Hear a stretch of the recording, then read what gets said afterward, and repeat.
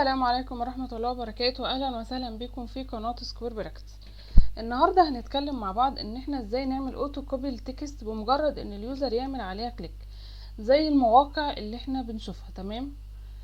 تمام. هتتعمل ازاي؟ انا هنا عاملة صفحة HTML ومنادية على السكريبت بتاعنا، وعاملة بس هو باراجراف.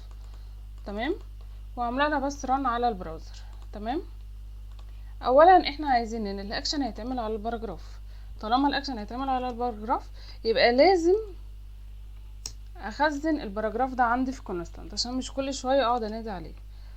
فهقول له document دوت query selector. احنا ما عندناش غير اللي هو الباراجراف، هنستخدم query selector بالاليمنت بتاعنا. فهقول له ايه؟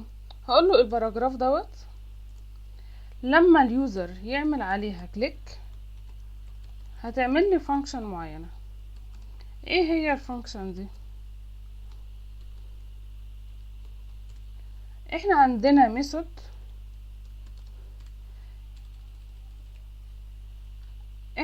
ميثود بتهندل الموضوع دوت. بتهندل ايه؟ ان السلكت او التكست اللي معمول له سلكت بتعرفه انت هتعمل عليه ايه. فاحنا هنعمل عليه كوبي. تمام، فانا عرفته كده ان انت التكست اللي معمول له سلكت هيتعمل له كوبي. طيب تعالوا كده هنقول له باراجراف دوت اد ايفنت listener. احنا خلاص عرفنا ان في كوبي. تمام، فهقول له في لما يحصل الكوبي هتعمل لي ايه؟ هقول له هتعمل لي فانكشن. احنا هنستخدم الايفنت. تمام، عشان ده اللي احنا هنشتغل عليه. فهقول له اول حاجه ان انا لازم اعمل بريفنت للديفولت بتاعنا. فهقول له ايفنت دوت بريفنت ديفولت. انا كده لغيت اي ديفولت هو بيحصل له، علشان انا هعمل له فانكشن معين هو ده اللي هينفذه.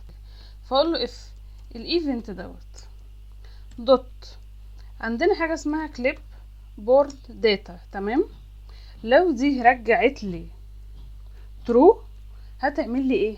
هقول له الايفنت دوت كليب بورد داتا دوت الست داتا. الست داتا هحدد له نوع الداتا اللي احنا هنستخدمها او اللي احنا هنعمل لها كوبي. تمام، فهي عباره عن تكست.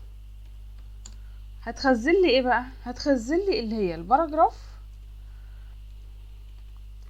باراجراف دوت التكست كونتنت. تمام.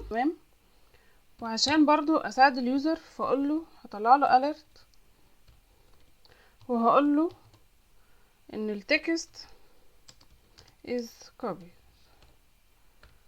تمام. طيب لو ما اتعملش copy هعمل له alert برضو، هقول له التكست is not copied. تعالوا كده نروح نعمل ريفرش ونشوف الموضوع اهو. التكست is copy. تعالوا كده نعمل select او هنا نعمل paste بس كده اهو hello text.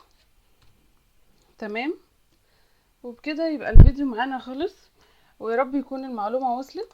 لو الفيديو عجبكم اعملوا له لايك واعملوا سبسكرايب للقناة علشان يوصل لناس اكتر.